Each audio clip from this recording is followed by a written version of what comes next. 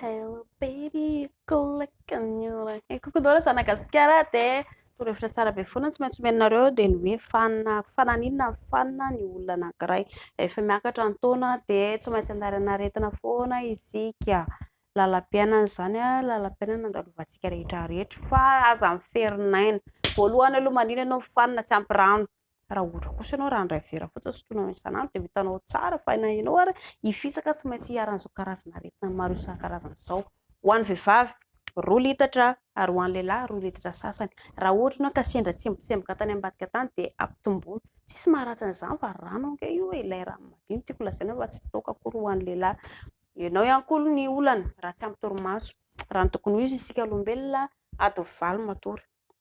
Ianao nefa rehefa matory dia miaro tory be ato amin'ny Facebook ato miady aman'olona sy mamaly commentaire-n'olona amin'izay mikizitina eraky ny Facebook dia ambonin'izay rahampitso maraina ianao mifoha amin'ny 3 maraina dia adiny 4 natorianao adiny 2 ambonin'izay ianao mofo andrina tsy mahita tory dia avy eo koa ianao lasa tsy ampy lely dia loza fa fanina.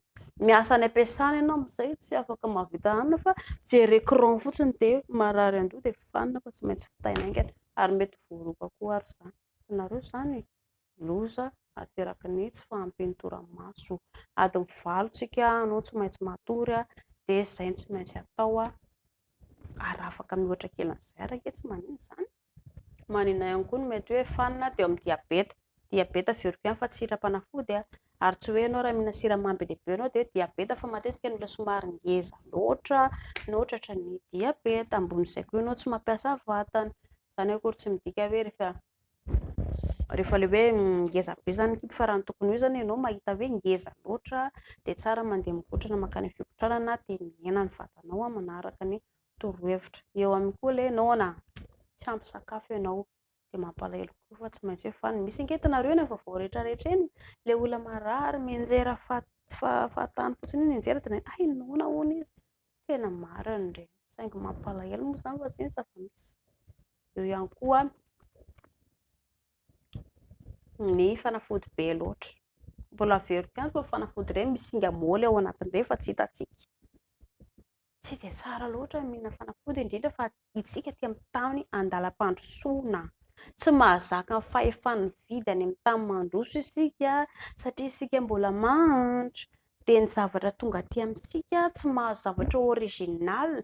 Jereo ange efa oviana nisy entana ilay hoe lany-daty tonga teto amintsika ry zareo mpanao bizina ange mampiditra an'ireny satria hoe malagasy olona mbola mantitra tsy mahazaka ilay original izany izay tonga rehetra rehetra eto efa fopla hozy ilay fitenenana. Efa lany-daty ny ankamaroany ka zahako manoro ny tsirairay hoe ianao mieritreritra hoe fanafody eny fanafody io fa kosa sainy hoe tsika mbola tsy mahazaka fahefa mividy fa raha azo atao dia tsy dia tsara loatra ny fanafody be loatra. Dia ho an'ny lehilahy ilay mpifoka moly misotro toaka dia ho hitan'ny lehilahy tsara fa rehefa be loatra io voaviana nisy lehilahy ilay maty tamin'ny krismasy teo angamba izay ilay hoe be loatra no refy dia misotro toaka be loatra izy dia maty. Hitanareo izany lehilahy koa izany lehilahy izay mantsy ilay revirevin'ny olona amin'izao misotro toaka dia tsy mihinan-kanina dia hoe makafoka be dia izany mibandy izany. Hitan'ny lehilahy tsara rehefa miakatra 70 taona eo lahy tsy mahabandy any lehilahy intsony malemilemy malizaliza tsy mahavita lely malazo lataka. Kolokolo ary vatana sara tompoko.